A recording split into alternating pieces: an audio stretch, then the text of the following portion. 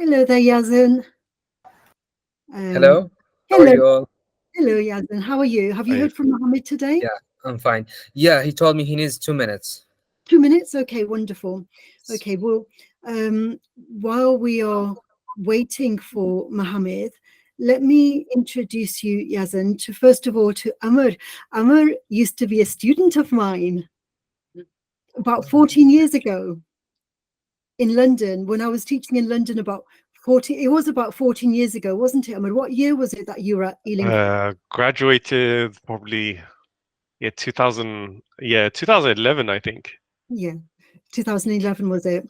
So that would be about 13 years ago. So Amar, if you could please introduce yourself to Yazan, because he hasn't met you yet. Oh, hi, Izan. My name's Amr, as you can tell from my name there. I'm actually Palestinian too, but based in London, but born here. You know something, Amar? I never knew you were Palestinian. Yeah, it's a bit of a weird one growing up when you're born in another country, not sure about your roots and stuff. But Yeah, because He seems I don't Palestinian, remember actually. asking. yeah, Sorry? He seems Palestinian. Yes, but the thing is, when somebody's your student, it's like for me, you were just a Londoner, same as every other student. I didn't often think about where people were born because you were born in London. Is that right? yeah, that's correct. That's probably why I never thought of you as being Palestinian, because you were London born. So Exactly. I'm sorry for interrupting you. Is there anything else that you wanted to say? No. Please feel free. Okay, Continue. wonderful. Okay, So you it's see, great to meet you, Mr. Amr. yeah, and it's very exciting for me. I have spoken with Umar like in those 13, 14 years, because when I was doing my PhD, I interviewed Umar for my creativity work. So we have spoken, but he lives in London and I live in Birmingham. I moved from London to Birmingham. And so for me, it's very exciting to see Umar here. So yeah, wonderful. And then let me ask Anamikan to introduce yourself. Anamikan is also a long-term friend. I think the last time, well, we actually wrote an article together. We met in Germany. Annemieken is in Belgium, but we met in Germany, and then we went to a conference together in Poland, and we've met in California as well for a conference, haven't we? And I think that's the last place that I saw you, is when we were both doing work for that equine assisted education work in California. So I haven't seen Annemieken for a few years, but we did actually, you see, this is an example of creativity, because when we were in Poland together, at the end of the conference, we went for a walk. And as we were walking, we had a conversation, and the conversation was very deep. It was very intense. And at the end of it, either Annemieken or myself said, oh, we should do something with this conversation. And we wrote an article, didn't we? We wrote an article called Presence and Creativity. And because I knew you were going to be on the call today, I looked back at that article today and I read it and I thought, oh, we were quite smart. Yeah, sometimes I still get messages, because we get alerts when people read the article, and sometimes I get messages, oh, your article was read by someone, and so somehow it's still being picked up. So that's nice. Yes, I get alerts as well. So you see, so this is an example of how creativity works. You just don't know where that conversation is going to go and what's going to arise from it. But Annemieken, I was excited about you being on the call. So now let me ask you to introduce yourself for the others, because I don't think there is anyone on the call that you've actually personally met before. No, not yet. No. So hi everyone, I'm very pleased to be here and to participate in this call. So my name is Annemieken, I live in Belgium. My background is I am a physician, general physician, and a psychologist. And I've been working for many years as a therapist and as a coach, and I do since about 17 years now. I include horses in that work.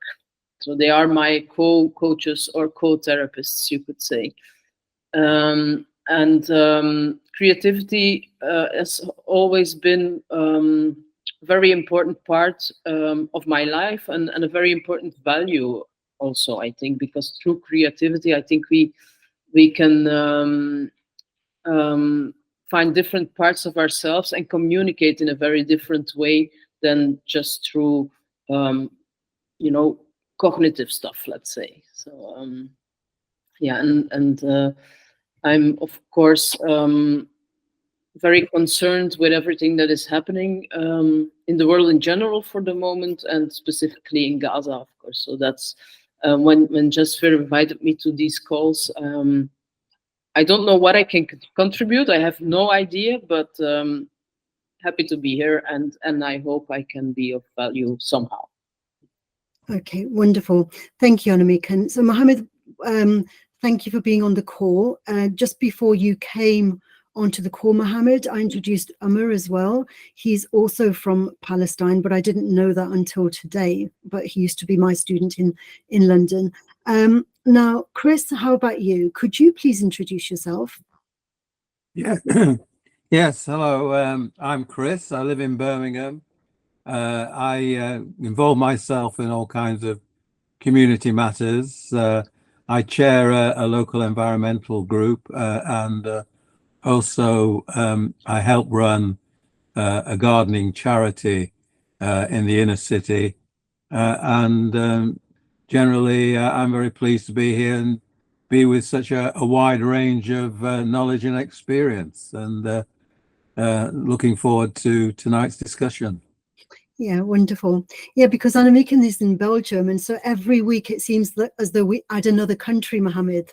We add another country to this network, and so the community is expanding. Nikita, could you please introduce yourself? Sure. Hi, everyone. I'm Nikita. I'm based in London. So how Jasveer and I met is basically at the Seeks in Academia conference that was happening at Warwick, and I work at the University of Warwick. A lot of my work is around design thinking and research on creativity. I'm currently writing a book for children, which is on creative confidence and gratitude, which is how I sort of got roped into the work that Jasveer is doing on sort of creative imagination, sustainable futures, resilience, and everything that we're looking at presently with every sort of challenges facing us globally as well. So yeah, very happy to be here as well. Okay, yeah, wonderful. I think that's everyone that's introduced themselves. I think Yazan, did you introduce yourself? Go ahead, Yazan, because there are people here that you haven't met. Yeah, go ahead, Yazan. Okay. First of all, I'm so happy to be here in this meeting with you all. Okay. I'm Yazan. I'm a genocide survivor. I evacuated Gaza since 5 months. Like I spent 5 months inside Gaza and now 5 months outside Gaza. So I used to study engineering at Gaza, and now I'm working on my project, Phoenix Raising. Actually, I'm so passionate about developing myself, meeting new people, and just making networks and just connecting with creative people. So, like Muhammad got to know me to Dr. Jasper or Jasveer, as the correct spelling. Okay.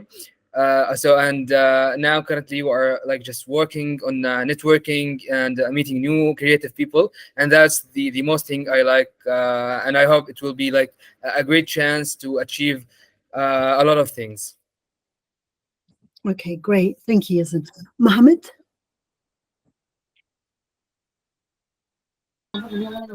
Hi everyone, I'm Muhammad. Firstly, I wanna welcome Amr and Miss Rivengan, I guess. I'm sorry if I say the name wrong. Firstly, I'm still living in Gaza. I didn't evacuate out of Gaza. I studied IT technology, information technology, sorry, and actually, there isn't a lot to say about myself. I hope this webinars will help us as a Palestinian from Gaza to deliver our voices to the world, so that all the people of the world know the real story about what's happening right now in Palestine, especially in Gaza, and recently in West Bank. Okay, all right. Thank you, Mohammed. You know, in the past few conversations, on several occasions, I've talked about how we gain knowledge. So first of all, we have to ask ourselves, what is knowledge and how do we gain knowledge? And sometimes when we are teaching, we offer recipes, we offer solutions because students want to have an outcome. Not your class, but other classes of teenagers like yourself. Sometimes I would be presenting material in class that was designed to help the students to think. And they used to say, but Miss, we don't want to think. We just want to do the assignment and get our grade. I know it wasn't your class because you were in a class where everyone was really motivated, people like yourself, like Alan, everyone was really motivated. But in other parallel classes, that was the response I would be getting, is that we don't want to think, we just want to do the assignment and then we want to go to university, because that's what the plan was. Like, university meant status, that was where the real learning took place, and what we were doing in college was just simply a means to an end. And Yazan, you are studying engineering, and I know like you're repeating some of the work that you have studied already, but before I went to university, my teachers were always saying, the reason you're going to university is not for the subject, you're going to university to learn how to think. Mm-hmm. Because once you've completed your degree and you want to get a job, the employer wants to know if you can think in a logical way. But, very much the focus in Western education is about being able to think logically rather than intuitively. And so as an engineer, you need to know the recipes because you need to find the solutions. But here, in this kind of learning, in this kind of the learning, the creative learning that's taking place, this is not about recipes. This is about exploring the unknown. And, the consequences, we don't know what the consequences are going to be of the learning that takes place here. So, for example, when I was teaching 14 years ago, 13 years ago, I had no idea at that time that 13 years later, we would be taking part in a conversation like this. And then I would find out that he's Palestinian, because I had no idea. For me, Umar is a Londoner. He's a student like all my other students, and we don't usually ask what the heritage is, because that's the way education is. We don't kind of like delve into who the learner is, and I wish we did. I wish we had space to do that, but usually we don't have time. But here, like for example, last week, it was a very difficult conversation, Mohammed, when you were talking about when you were talking about the fact that you could be evacuated for the third or fourth time. I've seen the photos of your home in Gaza City, and I know the destruction that you've experienced, and I know you've been in Rafah, I know you've been evacuated from there. And so when you said you may be evacuated another time, I didn't know what to say, because there is no recipe. There's no recipe. It's like, well, if that's going to happen, then you have to do this, this, and this. There are no answers, and we know that there are no answers, and that's why we're not taking that recipe kind of approach, because if anybody had the recipe, there would be no war, there would not be this genocide if anyone had the recipes, but we don't. And so therefore we're using that alternative way of gaining knowledge, which is through stories where we remain optimistic. And again, last week I wanted to distinguish between optimism and positive thinking.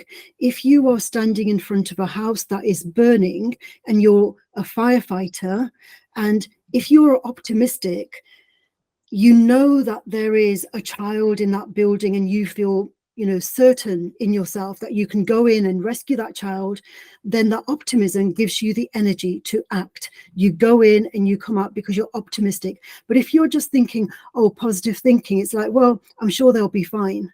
You might not have that energy that is required to put you into action. And so there's that big difference between optimism and positive thinking.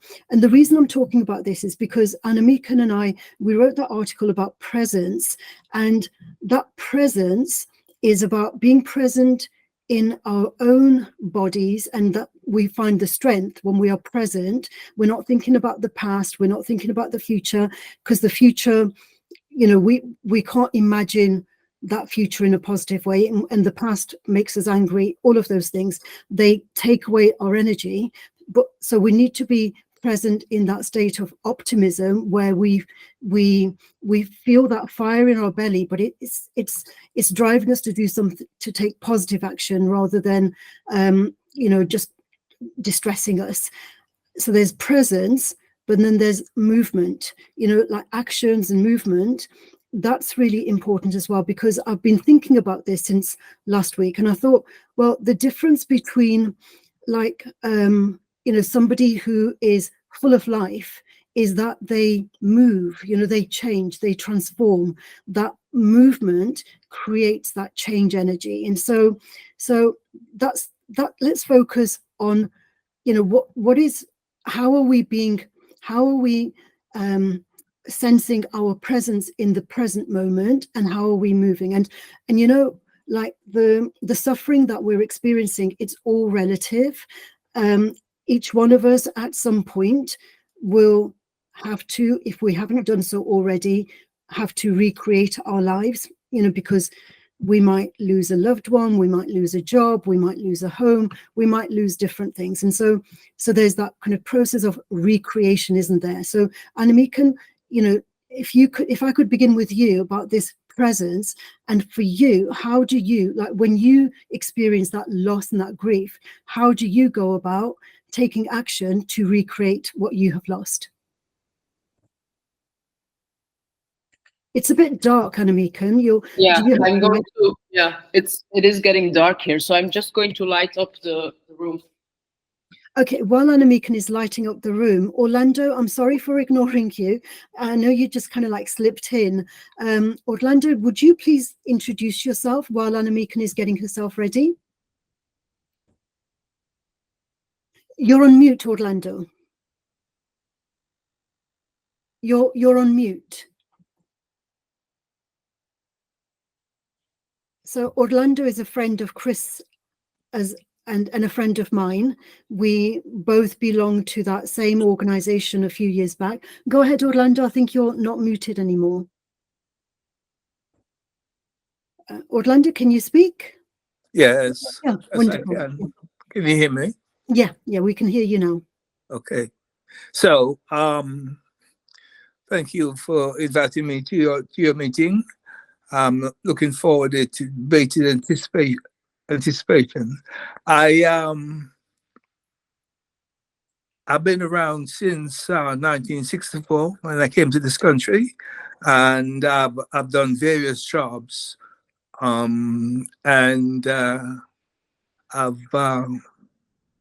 been self-employed for over 30 years in my own business, and I became ill and I had to retire from the business. And I met Jasvier and Chris at Boulogne Speakers Club. Exciting times. I met some of the wonderful people there as well.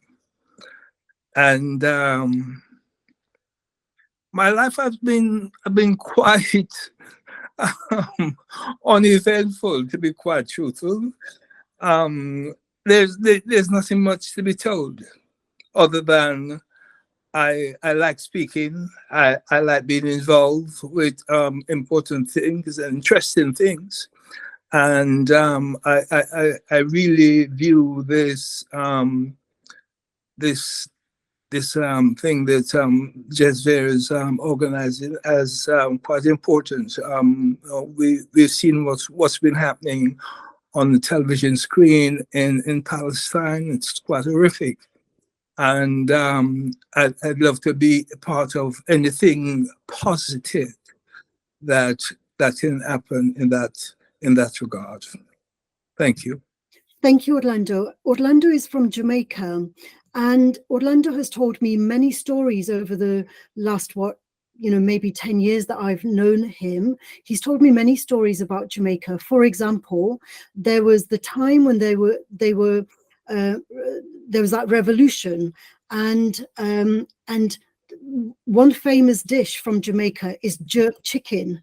And the story behind the jerk chicken is that these, the people who were rebelling against the empire, basically, they couldn't cook in the open, because if they cooked in the open, the smoke could be seen, you see. So they used to dig a hole in the ground. They used to dig a hole, and they used to cook under the ground so that there would be no smoke. That's the story of the jerk chicken, isn't it, Orlando? Absolutely. And the But reason, so not many people know aware of how it came about, but you're quite right. yes, and the reason I told that story is because I still remember that story. I didn't read that story. It was Orlando that told me that story. So it's the power of the stories. It's like, so whenever I think about, the genocide in Jamaica, I remember how those people suffered. They couldn't even cook in the open. They had to cook in secret, so that without smoke. And the beauty is that they learned to cook in a very special way. And that is the speciality about the Jamaican cookery, is that it has a particular taste, doesn't it? Because it's cooked under the ground, or I mean, it's not cooked under the ground here, but they recreate that taste of it, don't they, Orlando? Yes, the taste, the flavor from the pimento leaves that was used to cover the pit, flavored the meat, unaware to the people that it was a pimento leaf that was giving the meat the flavor, and so that's why jerk is flavored with pimento. And later on, they added peppers and so on and so forth. But the pimento was used because it emitted little smoke when it was lit, and obviously in the pit it emitted practically no smoke whatsoever. The food was being cooked in the meantime. Yeah, and those people who were suffering at that time, cooking underground, basically, they had no idea that, 100 years later, 200 years later, those recipes that they were creating would be relished in the United Kingdom, the land of the empire. It's an irony, isn't it? How things go in circles. A recipe of resistance. A recipe of resistance, yes. Mm-hmm. Yeah. Okay, wonderful. So Orlando, it's great, because I knew when I asked you to come onto this call, because I've heard all these stories, I knew that you felt from your heart for what's going on in Palestine, because you have those stories from your ancestors that remind you of that suffering. So, okay, Anamikan, so recreating your life. And as I said, recreating our lives is relative, because we all go through losses. And how have you experienced recreating your life again from suffering from the grief and the depression and the loss? Well, it's just asking me this question on how presence is important in that part.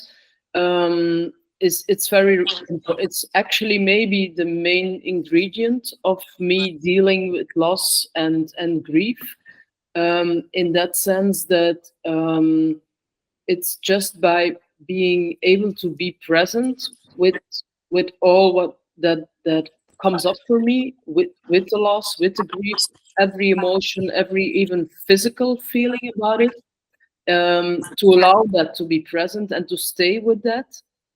Allows movement, allows me to find out stuff about myself, but not from my brain, not from the cognitive thinking, but from the heart.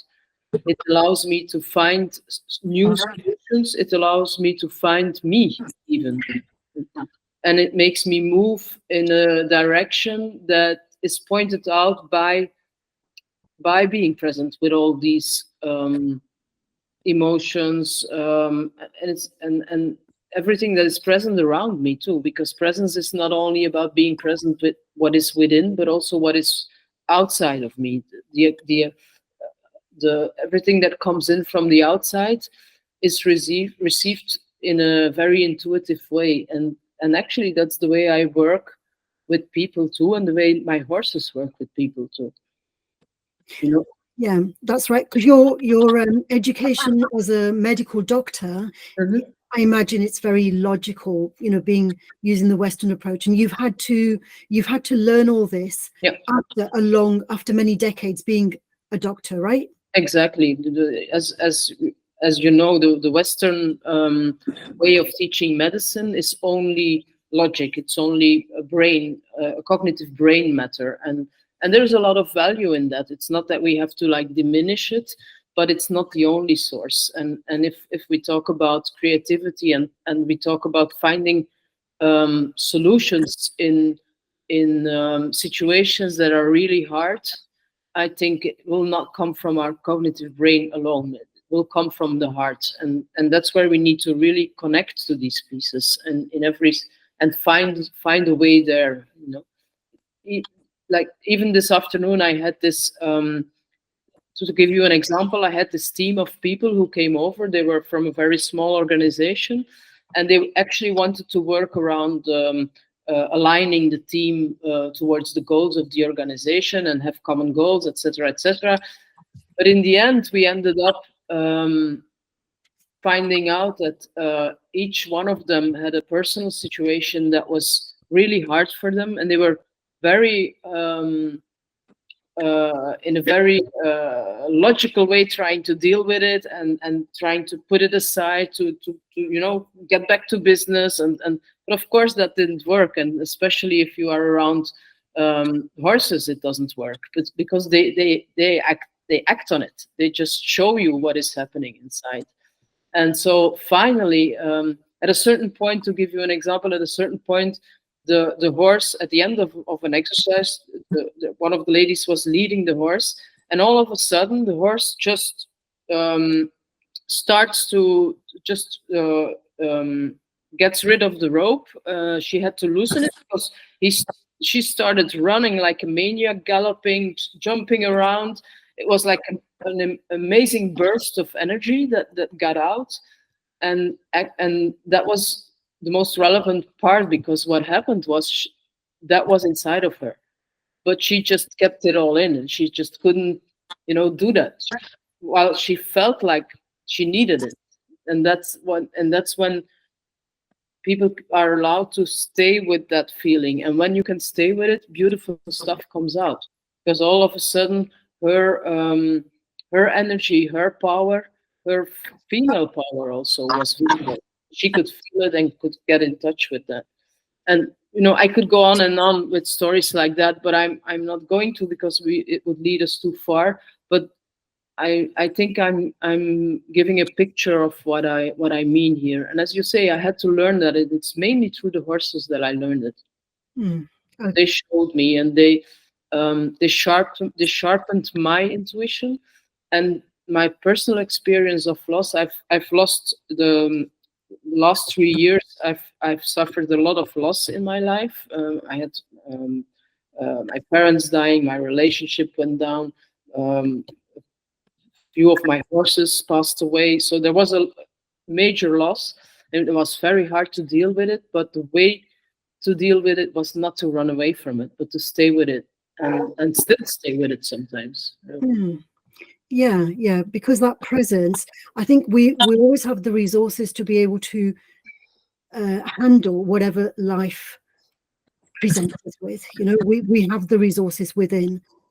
Amar, when you were studying in London, again, think about like what you learned and how you've been able to apply it, because I know that the job that you're doing now, it's a big job. How has the learning that you did at the university, how have you been able to be creative with it, to expressing success in what you're doing right now?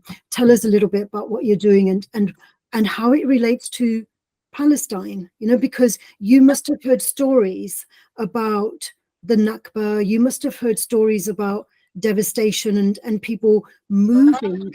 You were born in London, so that kind of, I'm assuming that you moved from one country to another. Your parents did.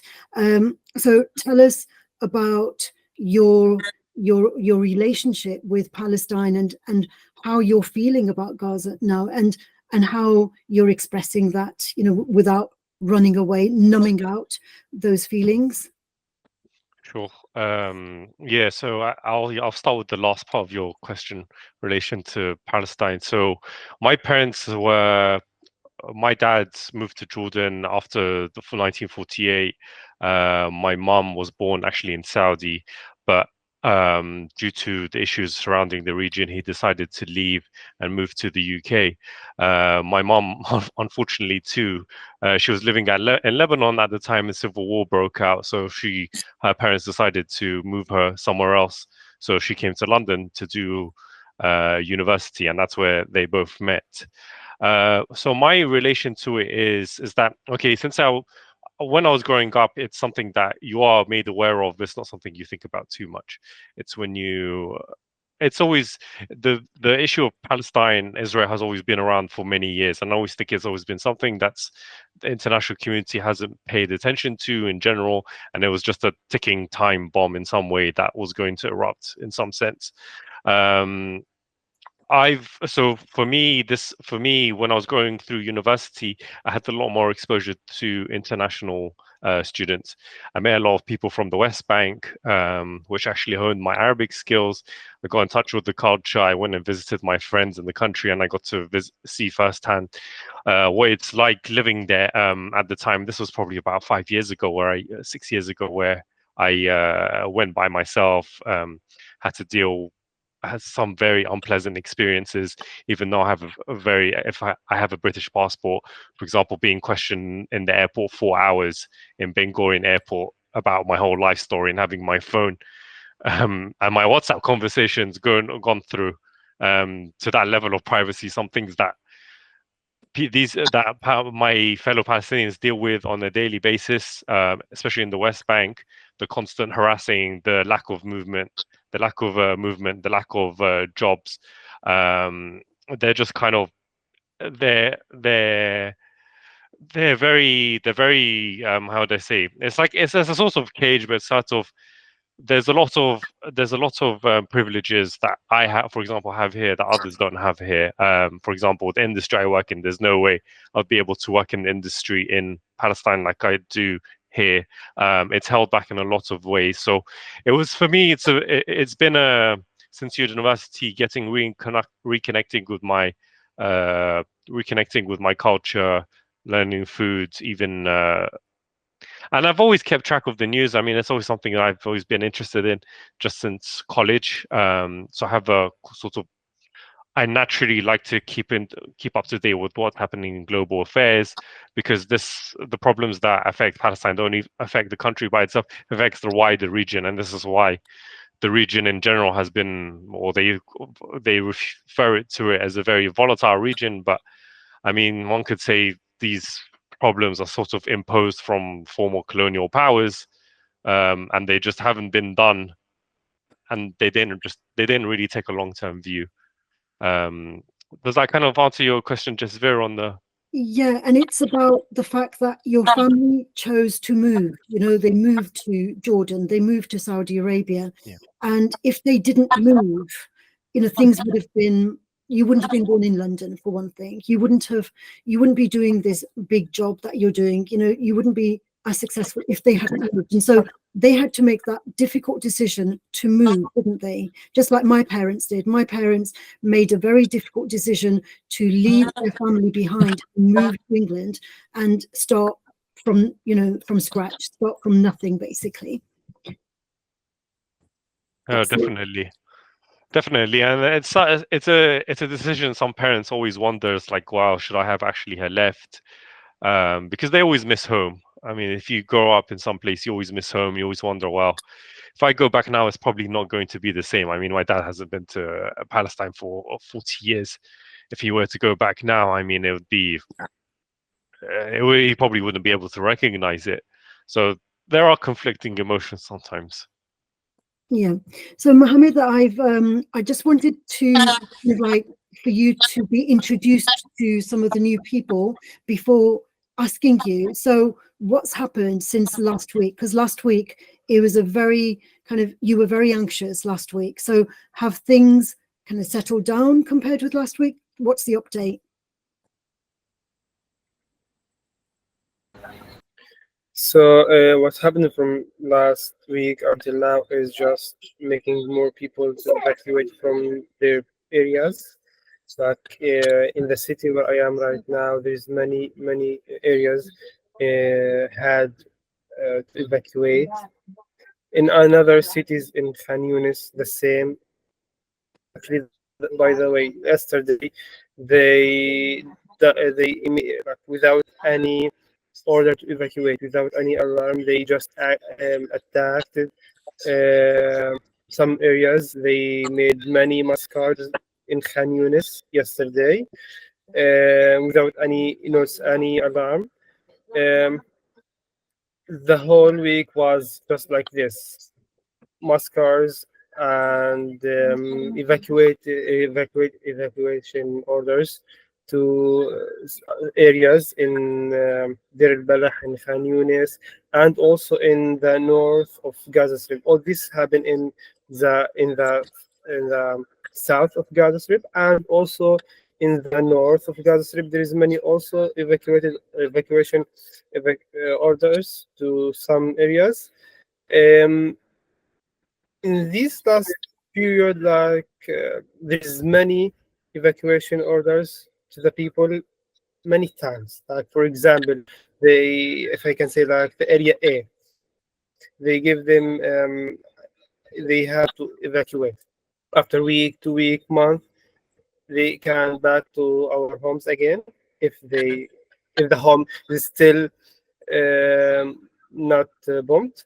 After like week, they will ask them to evacuate again. So the Israeli do this strategy many times with most of the areas of Gaza Strip, as they targeting the people, their mental health, their lives, to make them suffer in all their lives details, in all the time happening right now. And of course, beside the mascars that having all the time without any stop. So how do you resist that? You know, because yes, of course, it's a strategy. The strategy is to break your spirit. So how do you resist that? How do you use that phoenix rising creativity to rise above it and to remain unshattered? Actually, we don't have any choice. Resisting. Our only way to survive is just resisting, because if we didn't try to survive, actually we will lose more than we already lost. So our choice now is just resisting, trying to resist actually, because it's not easy at all to handle this situation. Just evacuating, it's so much suffer, so much pain to evacuate from place to another, and then another evacuate, then another evacuate. It's so much suffering, so much stress on people. But again, it's our only choice to try to survive from this. Okay, and Yazan, you're very strongly connected to Mohammed. Mohammed's your cousin, and so how is your project based in Egypt? But you're still entangled with what's going on, very to your close family. So tell us, what's different compared with last week? Yes, actually, the situation has been like more worse. For example, as Muhammad said, like new places have been evacuated or people have been kicked out of their homes. Actually, it's not homes. Actually, it's tents. Like people came from northern Gaza or other places in Gaza, and they put their tents and started their lives. And then after a few weeks, they were told to evacuate these places, and they had to build their tent again in a different place. And actually, there's a lack of places. Actually, people like do not have the choice to choose where to put their tent. Actually, people are like just on the sands of the beach, like almost on the beach. There's no place. And actually, like as Muhammad said, it's not a choice actually to resist. People in Gaza do not have the luxury to decide. Actually, they have to survive. Okay, so actually, for me and Muhammad and everybody who lived in this genocide, like first of all, like in the beginning, they had to leave their house. As me, like for me, I had to leave my house. The most hard thing that I have to just put the most important things in one bag. So I should evacuate my house with only one bag. So actually, for me, I love my bed, I love my desk, I love my books. So how to survive with the most important things? That is the most hard part in the evacuation.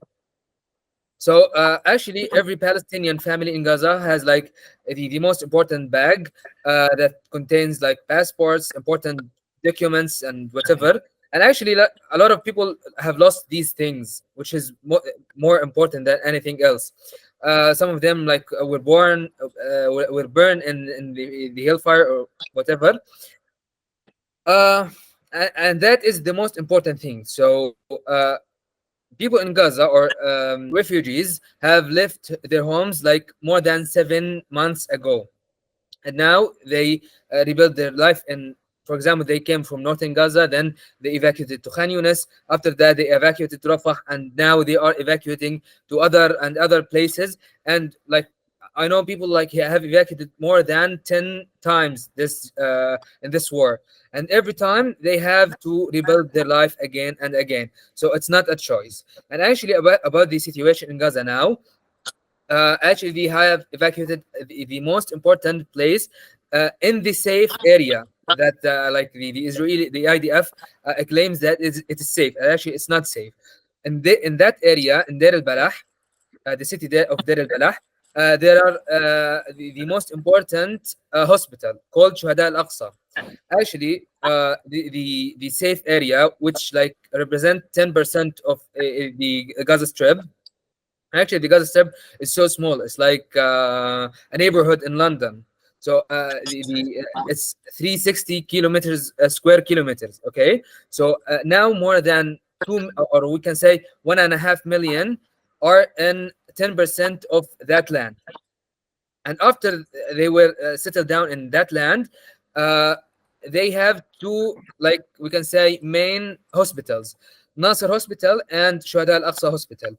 And actually, they are, like we can say, 80% destroyed, and they have lack of medical supplies and lack of everything. Okay, so one of these are going to be kicked out of service. So these 1.5 million people or more, they have to use only one hospital, which is already like has no service. Okay, and we can say the amount of injuries and the amount of murdered people every day. So that university that hospital has a lot of pressure every day. Okay, so actually the Palestinians, like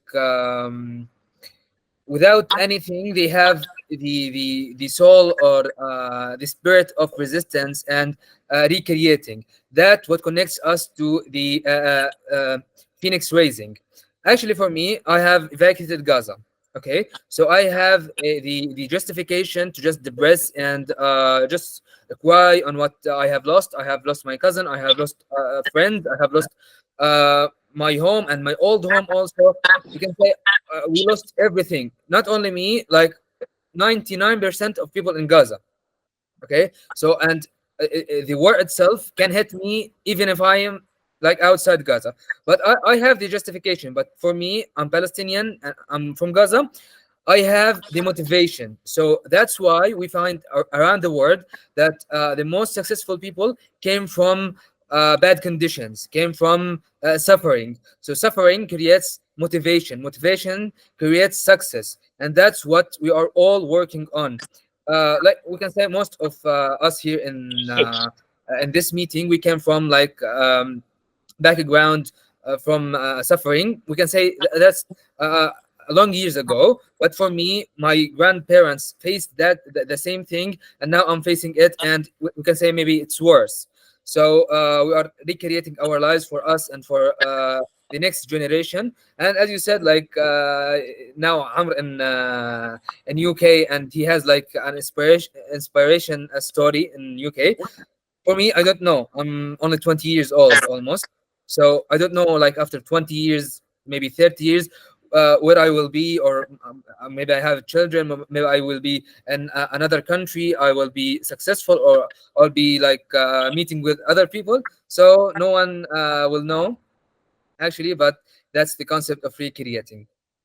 That's right, absolutely. It's the unknown. We don't know how the story is going to unfold. But when I was teaching Umar in London, he was younger than you, Yazan, and now Yes. you know he's got this really. He's got a much bigger job than me, and that's the thing about teachers. Their students usually do much better than they do, and that is a really good thing. You know, it shows that life is going in the way it's directed. Chris, you've been hearing stories about Palestine for decades, as I have. I've been hearing stories like what you've said since 1980, because when I was at university, I met 3 people from Palestine who were at university with me, and they told me stories like that. So this, what you're experiencing, they were close to it, because like, you know, the Nakba was 1948, and there'd been other things in between the Nakba and their experience. And so you see, Chris, we've been hearing these stories for decades. Why is there no way through? What kind of story, you know, or like, what is it in terms of our feelings, our empathy, that is not producing a pathway towards resolution? Because partition, millions of people died during the partition in India, but it didn't go on for 70, 80 decades. But again, some people would argue that actually it has, because we see episodes of that in every few decades. We still see remnants of that, but that's another story. But from your point of view, Chris, being someone who has expert knowledge on this over the decades, what from your point of view is it that is not there? Why isn't there a breakthrough? Well, my mind went back when you were talking about the situation in Northern Ireland, where there's quite a lot of parallels.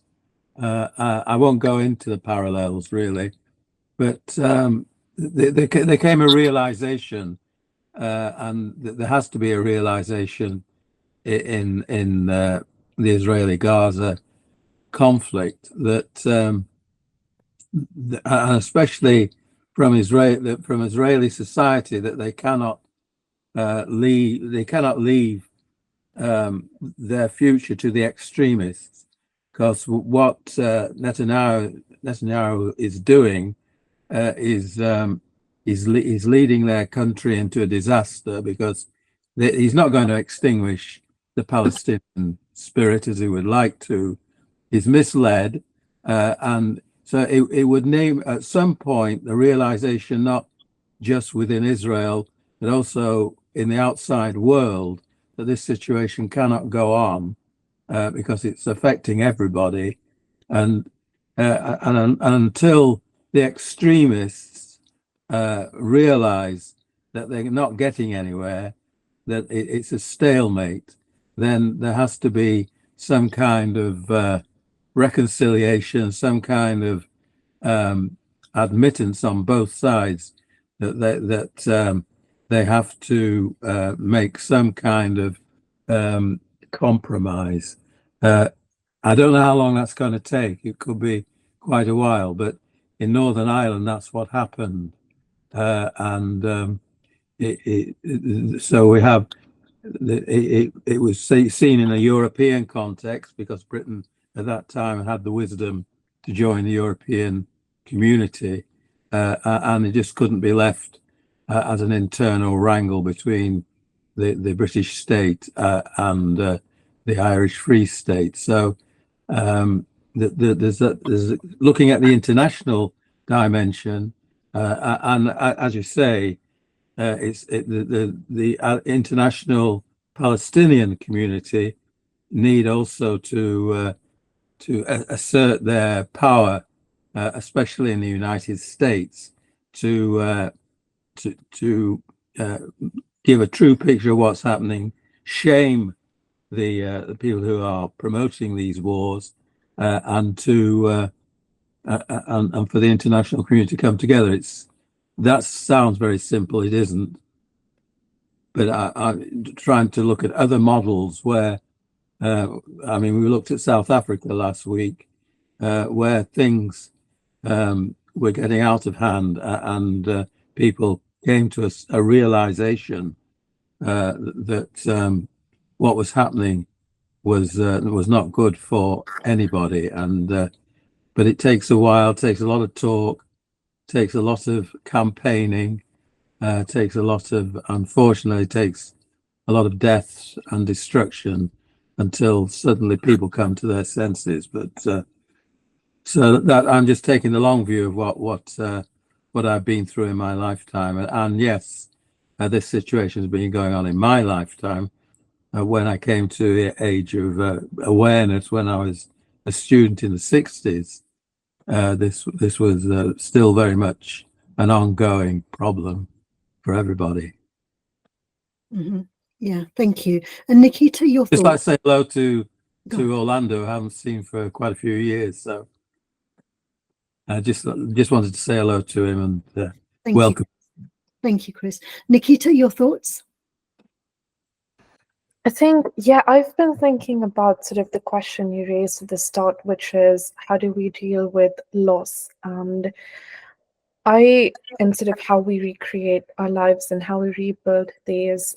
So I don't recall having any personal memories of loss. I have stories from what my parents have lived through or grandparents have lived through, but I don't think there's anything that I can personally speak to that would be an experience of loss that I've been through. But in terms of, I think I resonated a lot with what you were saying, Anamikin, about sort of being present and using your intuition. I think so for me, this isn't to do with rebuilding. It just has to do with a little bit with recreating.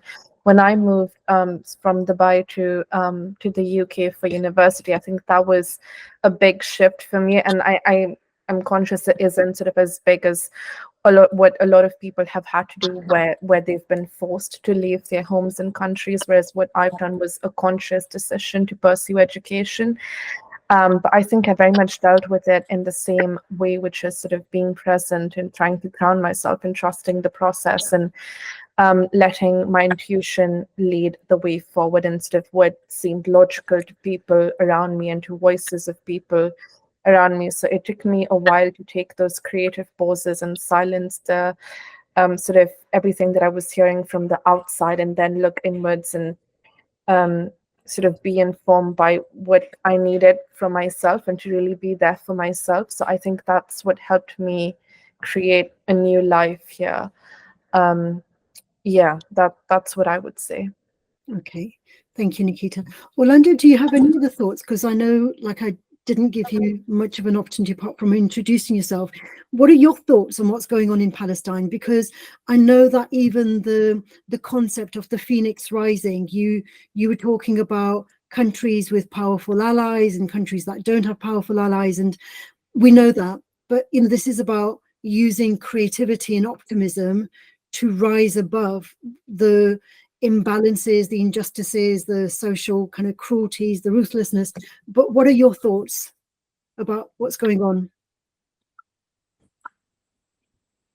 I think the people, their existence at the moment on the situation is quite creative.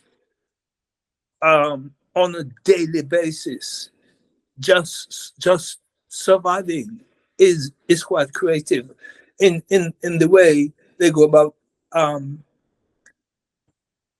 collecting bodies, counting bodies. I heard a story recently where they decided to write their names and their some sort of identification purpose on their body, just in case you know, they became a victim. And that sort of view, daily view, living on the occupation is quite stressful. Living under a murderous situation, the mind just boggles. You just can't imagine what they must be. I'm thinking about food, thinking about water, keeping their children safe or as safe as they can do. It's one thing. It's one thing. Viewing it from the outside and saying, well, it's horrible. It's another thing recognizing that their life on the occupation is what most people in Palestine have experienced. They know nothing else. Whereas a lot of people I speak to in my life here in the UK have no understanding what occupation is, no understanding what living under occupation is. Chris talked about Northern Ireland, and a lot of people in England don't understand what the people in Southern Ireland or in Ireland were experiencing under occupation. So it's very difficult. I use my imagination sometimes and think about people in the tunnels, preparing for the day when they want to use the tunnels as some sort of the defensive way of in what they're experiencing. I just find it quite distressing. I don't like to think about it too much because I think of the people in my country and what they must have felt living under British occupation and coming out of slavery and going into colonialism. That constant way of fear of not knowing what's going to happen, that it makes me quite afraid for the future. Jasvir. Thank you, Orlando. And I suppose the antidote to that fear is the optimism. In my language, in Punjabi, we have a concept called Chaddi Kala, which is like Phoenix Rising. Yes, and I was thinking about it a few days back. It's like Chaddi Kala, Nikita, you will know, Nanak Naam Chaddi Kala Tere Bani Sarvat Da Bhala. Chaddi Kala is like, it's the concept is like that Phoenix Rising. Sometimes you will say to somebody, how are you? How are you? And they will say, Chaddi Kala. And when they say Chaddi Kala, they're expressing that optimism. And I remember I saw a film, and in this film, this woman's, a Sikh man was in prison for political reasons. He was in prison and he was being tortured, and his wife came to see him in prison. But when the wife came to see him in prison, she wasn't in tears. She wasn't feeling kind of like, oh, helpless. Oh, my husband is being tortured in prison. He asked her, how are you? He was behind bars. He asked her, how are you? And she said, Jardi Kalam. You see, that was her resistance. Her resistance is like, the fact that you're being tortured, I'm not going to let that destroy me. We are Sikhs. This is how we resist. It's like being in that state of, that energy that comes, that fire in your belly. You say, we're not going to succumb to that.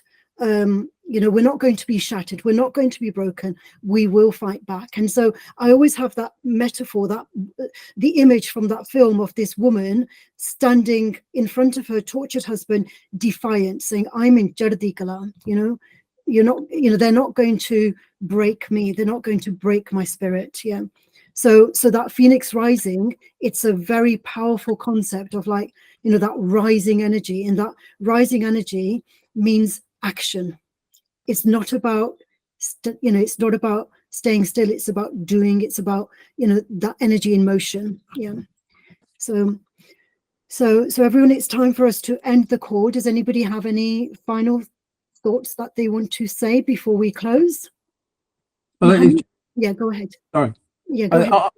On the matter of what Anne Meekan was talking about, that this idea of presence, that it's a kind of ancient Greek and Roman idea and Buddhist idea that a definition of suffering is a situation as it is and a situation as it should be, and we suffer because the situation isn't as it should be. It's and first of all, we've got to accept this is a situation as it is, and then things can change. But unless we make that acceptance, first of all, we are going to suffer.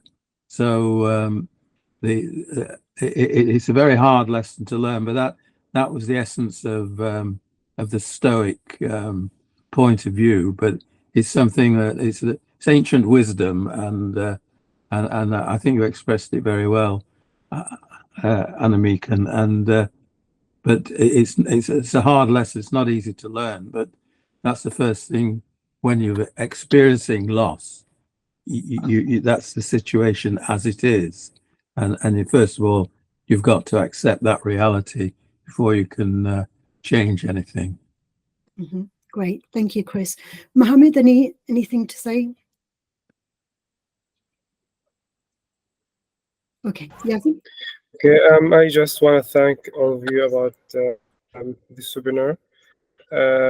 Actually, right now, I don't have anything to say more than what I said. So that's actually.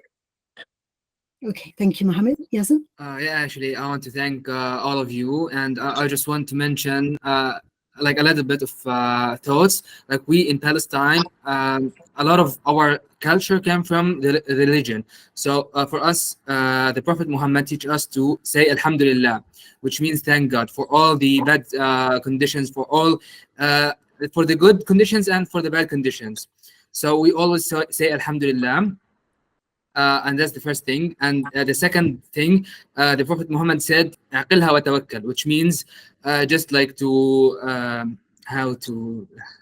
Okay, so when you have a horse or something, you connect it to the to the tree or whatever, and then you can go and see what you want to do.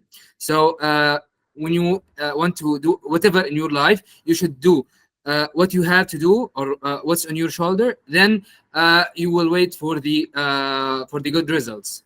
So that's, I guess, will help us to just think about or rethink about these concepts we talked about today. Yeah, wonderful. That's a great note to end on.